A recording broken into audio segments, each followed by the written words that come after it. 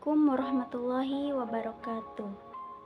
Baiklah, saya akan menjelaskan materi tentang ulumul hadis yang bertemakan tentang klasifikasi hadis berdasarkan jumlah perawinya. Nah, dalam disiplin ilmu hadis, para ulama ahli hadis telah membagi hadis dari segi jumlah rawi atau kuantitas riwayat menjadi dua macam, yaitu hadis mutawatir dan hadis ahad. Pembagian keduanya berdasarkan batasan jumlah rawi pada setiap tobaqoh. Jika jumlah rawi pada setiap tobaqoh tak terbatasi, maka disebut hadis mutawatir. Sedangkan hadis ahad itu apabila jumlah rawi yang pada setiap tobaqoh atau tingkatannya terbatas. Nah, yang pertama ada hadis mutawatir. Definisi hadis mutawatir menurut bahasa ialah isim fa'il dari at-tawatur dalam bahasa Arab. Nah, sedangkan menurut istilah ialah hadis yang diriwayatkan oleh rawi yang banyak pada setiap tingkatan sanadnya, yang menurut akal tidak mungkin para perawi tersebut sepakat untuk memasukkan hadis.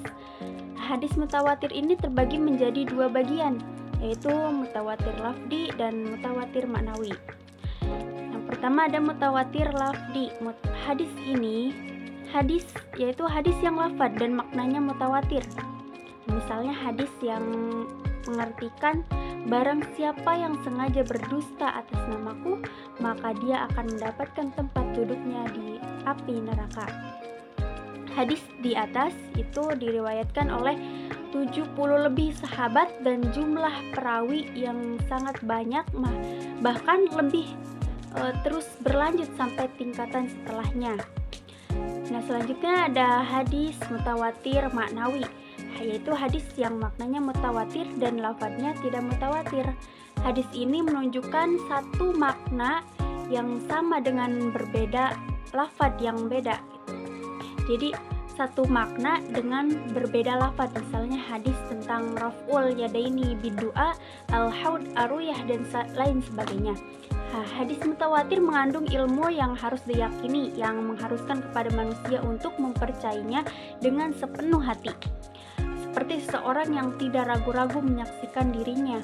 Oleh karena itu, semua hadis mutawatir hukumnya diterima dan tidak perlu adanya penelitian keadaan perawinya. Dan yang kedua ada hadis ahad.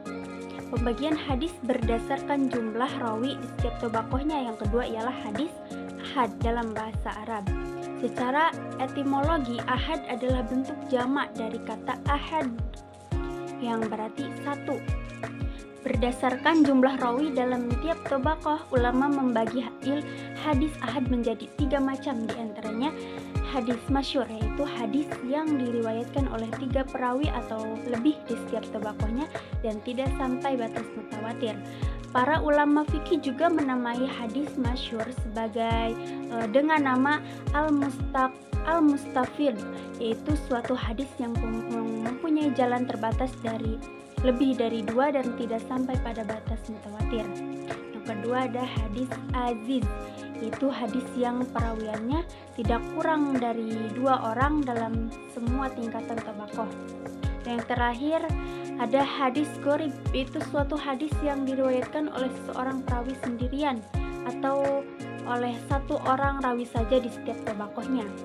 Para ulama berbeda pendapat di dalam menggunakan hadis ahad. Apabila berhubungan dengan masalah hukum, maka menurut jumhur ulama wajib diamalkan. Akan tetapi sebagian dari golongan Hanafiyah menolak hadis ahad dalam masalah ammu al-balwa, seperti wudunya orang yang menyentuh kelamin. Begitu juga dalam masalah hukuman had.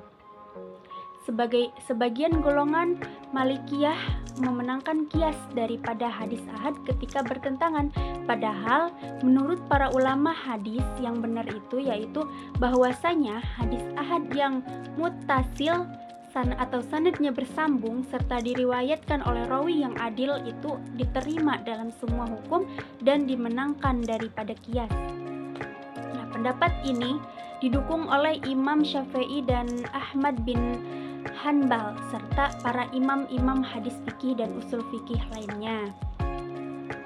Jadi kesimpulannya, secara global Hadis Nabi diklasifikasikan oleh para ulama menjadi dua macam dengan rincian, yaitu yang pertama, pembagian hadis dilihat dari segi jumlah rawi setiap tobakoh. Hadis mutawatir adalah hadis yang diriwayatkan oleh banyak rawi di setiap tobakohnya, yang secara logika tidak mungkin kesemua rawi tersebut sepakat untuk berbohong. Sedangkan hadis ahad adalah hadis yang tidak memenuhi standar hadis. Nah, yang kedua yaitu pembagian hadis dilihat dari diterima atau makbul dan ditolaknya atau mardud. Contohnya itu hadis sahih, hadis hasan, hadis dhaif. Baiklah, mungkin hanya itu saja yang dapat saya bahas mengenai klasifikasi hadis berdasarkan jumlah perawinya. Semoga bermanfaat.